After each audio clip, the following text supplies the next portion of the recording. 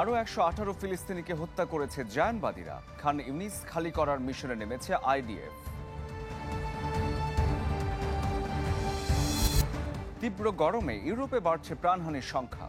Red alert জারি Spain, France, ইতালির বহু এলাকায়।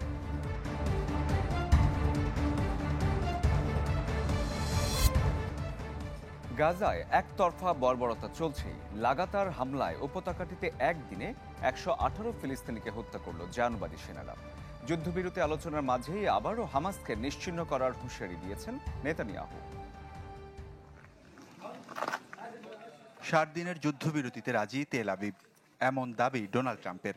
যদিও ইসরায়েলি কার্যকলাপে মিলছে না সে প্রমাণ। উপত্যকা জুড়ে চলছে দখলদারিত্ব, প্রতিনিয়ত মিসাইল আর ড্রোন হামলায় বাড়ছে নিহতের সংখ্যা। হঠাৎ দেখলাম আমাদের তাঁবুগুলোতে আগুন জ্বলছে। মুহূর্তেই অনেকে আগুনে পুড়ে ঝলসে গেছে। আমাদের কিছুই করার ছিল না। উপত্যকায় চলমান হত্যাযজ্ঞের মাঝে আবারও হামাসকে নিশ্চিহ্ন করার হুমকি দিয়েছেন নেতানিয়াহু। নতুন করে সামরিক অভিযান বাড়ানোর ঘোষণা দিয়েছে তেল আবিবের কর্মকর্তারা। গাজা উপত্যকার প্রায় 85% এলাকা হয় ইসরায়েলি সেনাবাহিনীর নিয়ন্ত্রণে কিংবা উচ্ছেদাদেশের মুখে বলে জানিয়েছে জাতিসংঘ। সংস্থাটির মুখপাত্র স্টেফেন ডুজারিক এক সংবাদ সম্মেলনে এ তথ্য জানান। সর্বশেষ উচ্ছেদ আদেশ দেওয়া হয়েছে খান ইউনিসের 2টি এলাকায়, যেখানে বাস 80,000 মানুষের। উচ্ছেদাদেশের কারণে আল সাতার নামের একটি গুরুত্বপূর্ণ জলাধারে প্রবেশ করতে পারছে না মানুষ। ডুজারিক বলেন, জলাধারটির কোনো ক্ষতি হলে শহরের পানি সরবরাহ ব্যবস্থা ধ্বংস হয়ে যেতে পারে, ফলে ভয়াবহ মানবিক সংকট সৃষ্টি হবে। অবিলম্বে দখলকৃত পশ্চিম তীরকে ইসরায়েলের সঙ্গে সংযুক্ত করতে নেতানিয়াহুকে আহ্বান জানিয়েছে লিকুদ পার্টির 14 মন্ত্রী। এ বিষয়ক এক চিঠিতে 27 জুলাই থেকে জুডিয়া ও সামারিয়ায় ইসরায়েলের সার্বভৌমত্ব প্রতিষ্ঠায় একমত হয়ে স্বাক্ষর করেন কয়েকজন মন্ত্রী। এমন সিদ্ধান্তে যুক্তরাষ্ট্রও পৃষ্ঠপোষকতা করবে বলে জানান তারা। ওয়ালিউল্লাহ ফারুক, চ্যানেল 24। হিট ওয়েভের নাকাল গোটা ইউরোপ। প্রচণ্ড গরমে এ পর্যন্ত প্রাণ গেছে 4 জনের, যার মধ্যে সবচেয়ে বেশি 4 জনের মৃত্যু দেখেছে স্পেন। 2 জন করে প্রাণহানির খবর মিলেছে ফ্রান্স এবং ইতালি থেকে। আগামী দিনে গরম আরও বাড়ার পূর্বাভাস দিয়েছে এই 3টি দেশের আবহাওয়া অধিদপ্তরগুলো। আবহাওয়াবিদদের মতে সাগরের গরম পানি এবং বাতাসের কারণে পুরো ইউরোপ জুড়ে তৈরি হয়েছে এক হিট ডোম, যার ফলে গরম বাতাস আটকা পড়ে বাড়ছে এই তাপমাত্রা। সময়ের আগেই ইউরোপ জুড়ে দেখা দিয়েছে গ্রীষ্ম, আর এতেই তীব্র গরম, দাবানল, স্বাস্থ্য ঝুঁকি আর অর্থনৈতিক ধাক্কায় কাঁপছে গোটা মহাদেশ। বেশ কয়েকটি দেশেই ছুঁয়েছে রেকর্ড তাপমাত্রা। প্রচণ্ড গরমে বিপর্যস্ত মহাদেশটিতে রোজই বাড়ছে প্রাণহানি। হাসপাতালে ভিড় করছেন শত শত মানুষ। সবচেয়ে বেশি মৃত্যু দেখেছে স্পেন, এরপরই ফ্রান্স ও ইতালি। স্পেনের কাতালোনিয়ায় 40 কিলোমিটার এলাকা জুড়ে ছড়িয়েছে দাবানল। আগুন নিয়ন্ত্রণে হিমশিম খাচ্ছেন দমকল কর্মীরা। ভয়াবহ পরিস্থিতি এক্সট্রেমাদুরা ও কার্দোবাতেও। ফ্রান্সে গরম সংক্রান্ত কারণে হাসপাতালে ভর্তি হয়েছেন 3 শতাধিক। বড় শহরগুলোয় জারি করা হয়েছে সতর্কতা। দেশটির পরিবার ও স্বাস্থ্য মন্ত্রণালয় জানায়, আগামী দিনগুলোয় আরও খারাপ হতে পারে পরিস্থিতি, যাতে ঝুঁকিতে আছেন বয়স্ক ও শিশুরা। ইতালির 18টি শহরে জারি করা হয়েছে রেড অ্যালার্ট, যার মধ্যে শোচনীয় অবস্থা সার্ডেনিয়া অঞ্চলে। জার্মানির কিছু অংশে তাপমাত্রা পৌঁছেছে 40 ডিগ্রি সেলসিয়াসে, যা এবছর দেশটিতে সর্বোচ্চ। তুরস্কে সপ্তাহ জুড়ে বিভিন্ন স্থানে দেখা দেয় ভয়াবহ দাবানল, যার কারণে 50,000 মানুষকে সরিয়ে নেওয়া হয়। তীব্র তাপমাত্রার জেরে সুইজারল্যান্ডে বন্ধ করে দেওয়া হয় বেজনাউ নিউক্লিয়ার প্ল্যান্টের একটি রিঅ্যাক্টর ইউনিট। নদীর পানির তাপমাত্রা বেড়ে যাওয়ায় অপর একটি ইউনিটের উৎপাদনও অর্ধেক কমিয়ে আনা হয়েছে। তাপদাহ কেবল প্রাণহানি ও দুর্ভোগই নয়, অর্থনীতিতেও ফেলছে বড় প্রভাব। জার্মান আর্থিক পরিষেবা আলিয়ান্স রিসার্চ বলছে, তাপপ্রবাহের কারণে ইউরোপীয় অঞ্চলের প্রবৃদ্ধি এবছর 0.5% হ্রাস পেতে পারে। সংস্থাটি আরও বলছে, তাপমাত্রা 32 ডিগ্রি সেলসিয়াস ছাড়ালে একদিনের গরমের আর্থিক প্রভাব প্রায় আধা দিনের ধর্মঘটের সমান। আবহাওয়াবিদরা বলছেন, ইউরোপ জুড়ে আবহাওয়ার এমন বিপর্যয়ের কারণ এল নিনো, যার প্রভাবে সাগরের পানি হচ্ছে গরম ও বাড়ছে বাতাসের চাপ, আর এতে ইউরোপ জুড়ে তৈরি হয়েছে এক ধরনের হিট ডোম। আশ্বাস চৌধুরী, চ্যানেল 24। দর্শক, আপনারা দেখছিলেন যে হিট ডোমের কথা বলছিলাম, সেই হিট ডোমের কারণে পুরো ইউরোপ জুড়ে যে তাপদাহ চলছে। আরও বিস্তারিত খবর আপনাদের জানাতে চাই। ক্রোয়েশিয়া থেকে যুক্ত হচ্ছেন সহকর্মী মোহাম্মদ আমজাদ হোসেন। আমজাদ, আপনাকে স্বাগত জানাচ্ছি। শুরুতেই পুরো ইউরোপের যে তাপদাহের সবশেষ অবস্থাটা, আজকের অবস্থাটা আপনার কাছ থেকে জেনে নিতে চাই, তারপর অন্যান্য প্রসঙ্গে যাব। আপনাকে ধন্যবাদ। আজকে ক্রোয়েশিয়া জাগরিবে 37 ডিগ্রি সেলসিয়াস তাপমাত্রা আপনার অতিবাহিত করেছে, এবং আমরা আরো জানতে পেরেছি যে আপনার ক্রোয়েশিয়ার বিভিন্ন শহরে কয়েকটি শহরে আপনার 41 ডিগ্রি তাপমাত্রা অতিবাহিত করেছে। আপনার তার মধ্যে হচ্ছে যে আপনার রিয়াকা শহর, স্প্লিট এবং জাদার দুব্রনিক, আপনার যে শহরগুলোতে ক্রোয়েশিয়াতে আপনার বেশি পর্যটক ওখানে আসে ঘুরতে, এবং ওই পর্যটক যেন সতর্ক থাকে ওই তাপমাত্রা বৃদ্ধি হওয়ার কারণে আপনার ক্রোয়েশিয়া স্বাস্থ্য মন্ত্রণালয় থেকে আপনার কিছু সতর্কবার্তা দেওয়া হয়েছে। আপনার ওই সতর্কবার্তার মধ্যে আপনার ক্রোয়েশিয়া সরকার জানাইছে যে স্বাস্থ্য মন্ত্রণালয় থেকে আপনার পর্যটক যেন বাইরের দেশ থেকে যারা পর্যটক আপনার এখানে ওই স্থানগুলোতে ঘুরতে আসে, যেগুলা আপনার আপনার দুপুর 12টা থেকে আপনার বিকাল 3টা পর্যন্ত যেন ওরা আপনার বাসা থেকে বের না হয়। এবং আপনারা জানেন যে ক্রোয়েশিয়াতে আপনার গ্রীষ্মকালীন ছুটি শুরু হয় আপনার আগস্ট থেকে। অতিরিক্ত তাপমাত্রার কারণে আপনার ক্রোয়েশিয়ার আপনার শিক্ষা মন্ত্রণালয় গত সপ্তাহে আপনার স্কুল এবং কলেজ সব কিছুতে ছুটি ঘোষণা করেছে।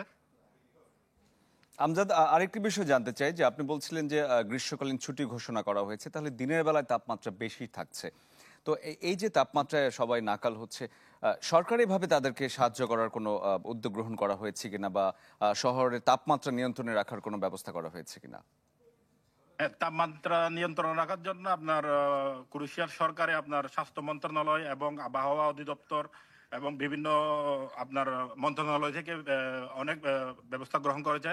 আমরা ক্রোয়েশিয়ার জাগরিবে আপনার ক্যাবিসি সরকারি হসপিটাল থেকে জানতে পেরেছি যে আপনার প্রতিনিয়ত তাপমাত্রা বৃদ্ধি হওয়ার কারণে আপনার মৃত্যুর হার বাড়তেছে, এবং তাদের রোগীর সংখ্যা বাড়ার কারণে তারা চিকিৎসা দিতে হিমশিম খাচ্ছে। আমজাদ, আরেকটি বিষয় জানতে চাই যে হিট ডোমের একটি বিষয় তৈরি হয়েছে পুরো ইউরোপ জুড়ে, এবং গরম বাতাস সেখানে আটকা পড়ে আছে। তো আবহাওয়াবিদ বা আবহাওয়া অধিদপ্তরের কোনো তথ্য আপনার কাছে আছে কিনা যে এই হিট ডোমটি কবে নাগাদ আসলে কাটতে পারে? হ্যাঁ, আবহাওয়া অধিদপ্তর থেকে আমরা গতকালকে জানতে পারছি যে ক্রোয়েশিয়াতে আপনার তাপমাত্রা বৃদ্ধি হওয়ার কারণ জানাচ্ছে যে দাবানল, আপনার বুলগারিয়া এবং মেসিডোনিয়া, এবং আবহাওয়া অধিদপ্তর আরো জানাইছে যে আপনার কালকে থেকে আপনার ক্রোয়েশিয়া বিভিন্ন শহরে হালকা এবং মাঝারি ধরনের বৃষ্টি হওয়ার সম্ভাবনা রয়েছে। আপনার কালকে থেকে একটু তাপমাত্রা কম হওয়ার সম্ভাবনা রয়েছে, আবহাওয়া অধিদপ্তর থেকে আমরা আজকে জানতে পেরেছি। আমজাদ, আপনাকে অনেক ধন্যবাদ আমাদের সাথে যুক্ত হওয়ার জন্য।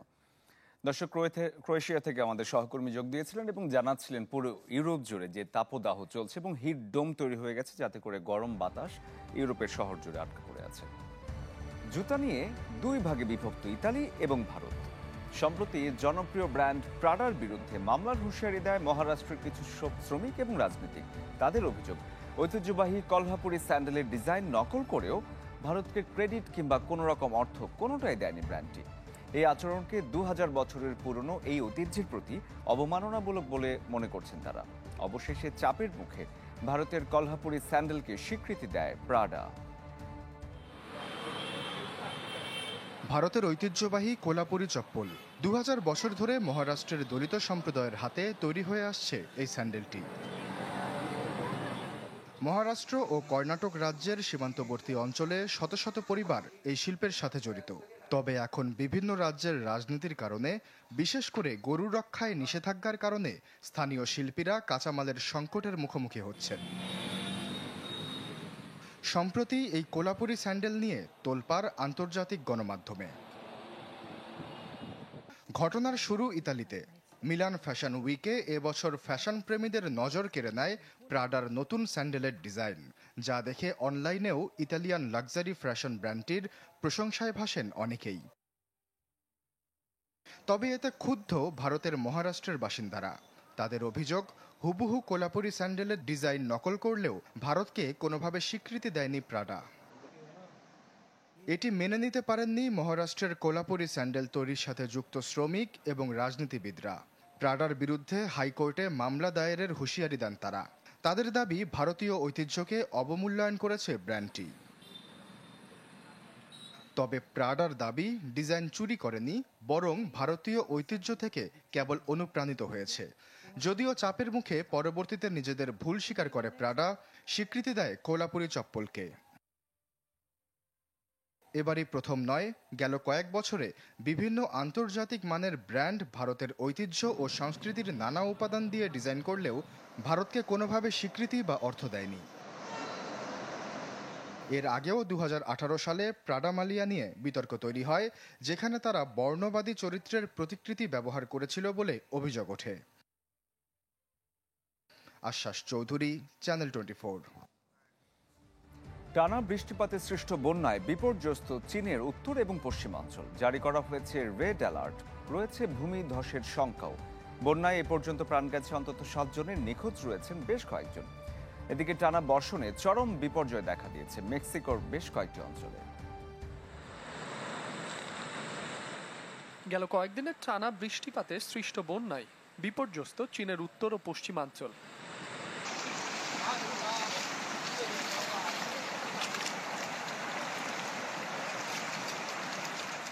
জারি করা হয়েছে রেড অ্যালার্ট, রয়েছে ভূমি ধসের শঙ্কা।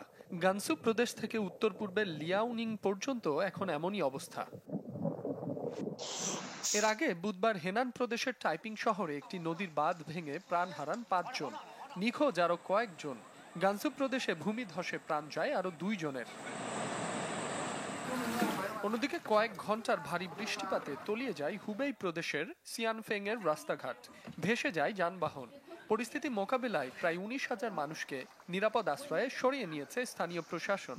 সাময়িকভাবে বন্ধ রয়েছে অফিস ও শিক্ষা প্রতিষ্ঠান।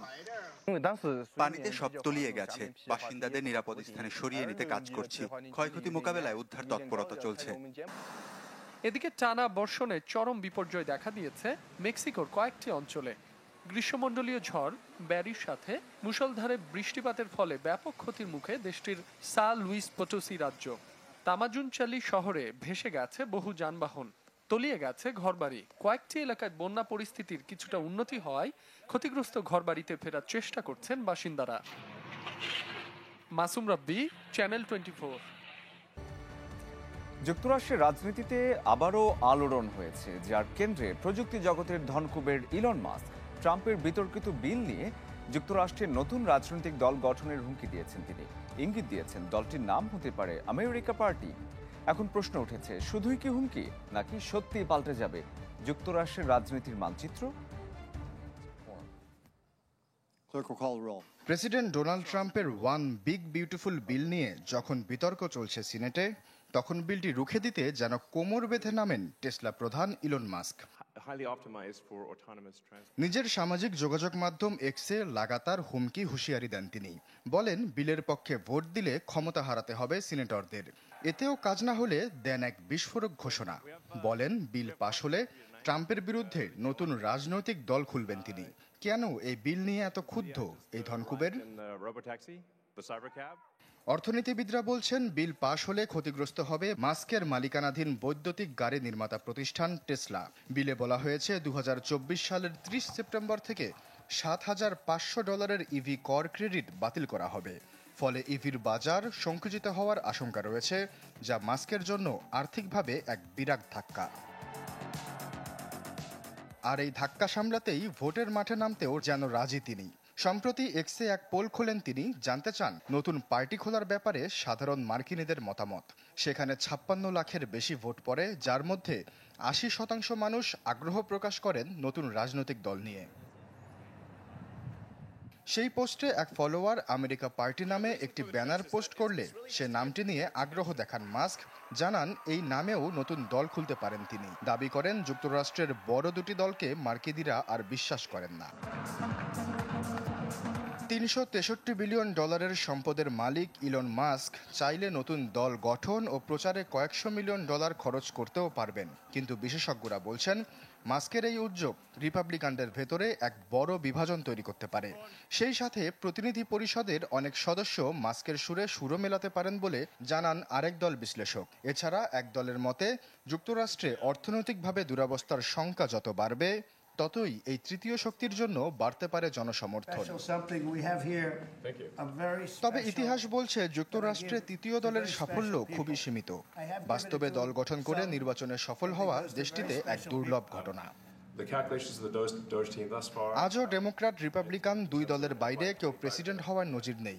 1912 সালে সাবেক প্রেসিডেন্ট থিওডর রুজভেল্ট গঠন করেছিলেন প্রোগ্রেসিভ পার্টি। 88টি ইলেকটোরাল ভোট পেলেও সেবারে তিনি হেরে যান ডেমোক্র্যাট উইড্রো উইলসনের কাছে। শেষ পর্যন্ত ভেঙে যায় সেই দল। আশ্বাস চৌধুরী, চ্যানেল 24। দর্শক, এই ছিল আজকের ইসলামী bank PLC world news today. বিশ্বের সব গুরুত্বপূর্ণ সংবাদ এবং সেসবের বিশ্লেষণ জানতে একই সময়ে চোখ রাখুন চ্যানেল 24 এর পর্দায়। এছাড়াও দেখতে পারেন ফেসবুক এবং ইউটিউবে। এতক্ষণ যারা সঙ্গে ছিলেন ধন্যবাদ জানাচ্ছি সবাইকে।